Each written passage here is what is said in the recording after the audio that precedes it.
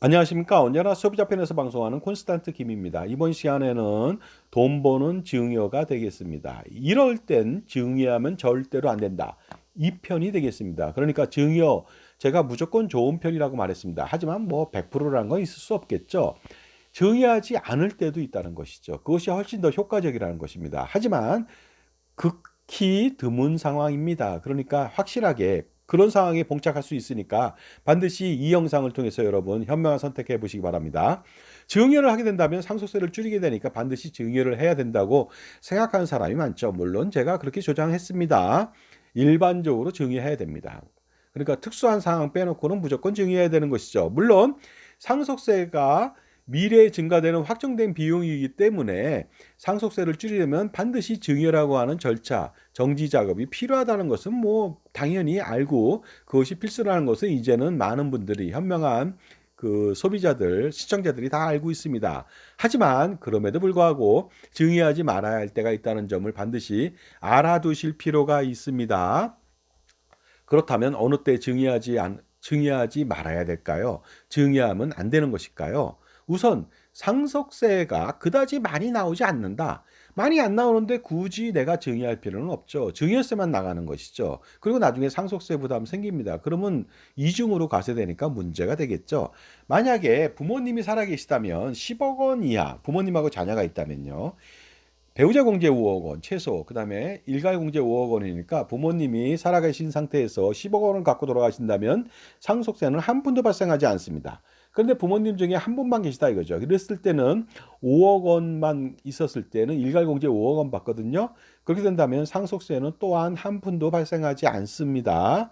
그리고 설령 10억 원을 약간 상회한다. 가끔은 뭐 30억 원, 가끔은 특수한 상황에서는 100억 원대 자산가도 상속세가 없을 수가 있습니다. 그러니 굳이 증여할 필요는 없죠. 그럴 때는 상황에 맞춰서 증여하면 안 됩니다. 그럴 때는요.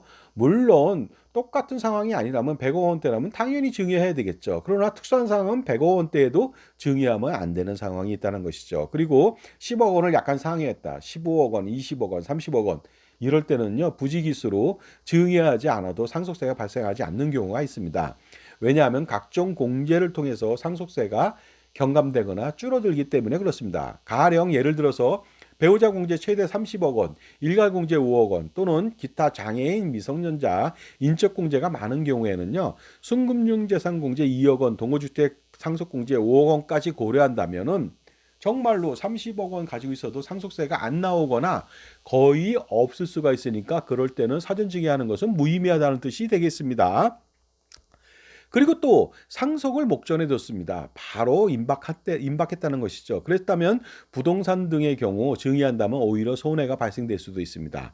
취득세 등의 이중 납부와 이월과세를 피할 수 없기 때문이죠. 만약에 증여를 해서 취득세가 생겼죠. 납부했죠. 근데 6개월 만에 돌아가셨습니다. 그러면 상속시 그 관련돼서 상속과 관련돼 갖고 어떻습니까? 상속의 취득세는 굉장히 싸거든요. 그거를 부담하면 되는데 괜히 비싸게 4%를 냈다는 거 아닙니까? 그러니까 엄청난 부담이 생기고 또한 2월과세를 피할 수가 없다. 분명히 아버지가 아들한테 증여를 했는데 1년 만에 돌아가셨어요. 그러면 돌아가셨으니까 2월과세 적용 안 하고 룰루랄라 하면서 그 만약에 판다 그러면 안 된다는 것이 되겠습니다. 왜냐면요. 2월과세 기간은 10년간 계속 유지가 돼야 됩니다. 돌아가셨다 하더라도 마찬가지가 됐습니다. 특히 상속고 부동산을 팔고자 할 때는 그러니 증여하면 안 되겠죠. 직계존비속 증여는요. 사망하더라도 직계존비속 관계가 사라지는 것은 아니죠. 예전에 무슨 뭐 요즘도 마찬가지입니다만은 드라마에서 보면 왼수 같은 자식이라고 호적에서 팥벌을 얽기 말하는데 절대 못 팝니다. 죽더라도 못 팝니다. 그러니까 직계존비속 관계는요. 죽어도 바뀌지 않으니까 10년간 이월과세를 적용하게 됩니다. 물론 그 이월과세 적용하면 불이익이 되니까 당연히 증여받고 1년 만에 돌아가셨다면 9년 동안 기다려야 되는 그런 아픔이 있겠죠. 물론 그 증여자가 배우자한테 증여하는 경우는 좀 다릅니다. 배우자한테 증여한 다음에 증여한 분이 돌아가셨어요. 가령 아버지가 엄마한테 부동산을 증여하고 돌아가셨습니다. 1년 만에. 그러면요. 이월과세 적용하지 않습니다. 왜냐하면요. 이미 돌아가셨기 때문에 아버지 어머니는 부부관계가 아닙니다. 그러다 보니까 그 부부관계가 소멸됐기 때문에 이월과세는 적용하지 않는다. 그럴 때는 그 어머니한테 증여할 수도 있겠죠. 물론 어머니가 증여 받아봤자 나중에 상속세 부담은 더 생기니까 조심하실 필요가 있습니다. 그런데 또 놀랍게도 또 이중잣대가 있습니다. 자, 이혼을 하면 부부관계 소멸됐잖아요. 그런데 이월과세는 또 적용하거든요. 황당하지 않습니까? 우리나라 세법이 좀 이연령 비연령이 있습니다. 그러니까 조심하셔야 된다는 것이죠. 확실하게 아는 사람한테 적격 컨설팅을 받지 못한다면 이렇게 큰 코를 다칠 수도 있습니다. 지금까지 제 정보가 도움이 되신다면 무료 구독하고 좋아요 부탁드리고요. 멤버십 회원가입을 통해서 보다 다양한 혜택 받아보시고요.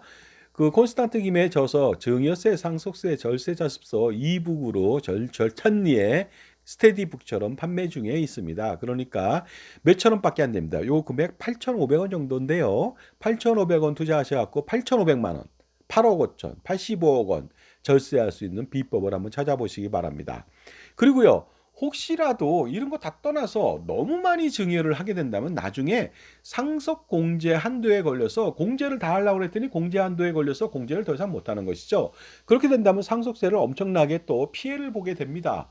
자, 그렇게 된다면은요, 상속공제 한도에 걸릴 정도로 불필요하게 증여를 많이 하게 된다면 이것은 굉장히 손해가 아닐 수가 없습니다. 그러니까 재산이 어느 정도 있다면 일정 수준까지만 증여하는 것, 상속공제 한도를 반드시 체크한 다음에 증여하는 것이 가장 중요하겠습니다. 그 다음에 그 자신이 지금 증여가 필요한지, 그 다음에 필요하다면 어떻게 증여해야 되는지 반드시 정확하게 알 필요가 있겠죠. 그래야만 한 번에 적격 컨설팅을 통해서 수억 수십억 원을요. 자칫 잘못하면 잃을 수가 있거든요. 근데 잃는 것을 얻는다. 그러면 두 배의 효과가 있다고 보시게 되겠습니다. 그러니까 확실하게 적격 절세 컨설팅을 받을 필요가 있다고 보시게 되겠습니다. 받을 필요가 있다고 보는 것이죠. 만약에 적격 절세 컨설팅을 받지 않고 비전문가, 뭐 친구나 뭐 인터넷 포털이라든가 아니면 뭐 친인척이라든가 이런 사람한테 받는다면은요, 비적격 전문가한테 조언을 받는다면, 그래서 혼자 처리하게 된다면, 컨설팅을 받지 않고 엄청난 손실을 피할 수 없게 된다는 거 아니겠습니까? 그리고 또 하나는요, 반짝인다고 다 금은 아니죠. 금 맥기가 1번 말입니다. 맥기, 도금한 거죠. 금 맥기가 금보다 더 반짝입니다. 그러니까 사이비라고 하는 거 아닙니까?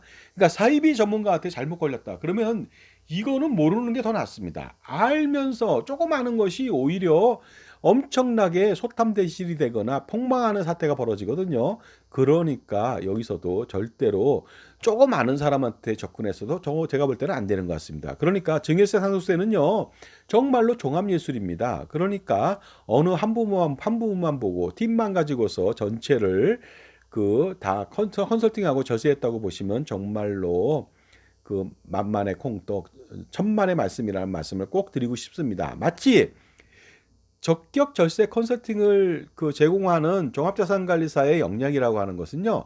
전문가 집단인 100여 명의 오케스트라 단원들 전문가 아닙니까? 각자 뭐 비올라든 피아노든 첼로든 바이올린이든 트럼펫이든 그 100명 이상이 되는 관현악단을 지휘하는 그 전문가, 지휘자의 역할이 가장 중요합니다. 그래야만 하모니를 이루고 각자 100여 명 이상이 되는 단원들의 포텐셜을 최대한 끌어낼 수가 있는 거 아닙니까?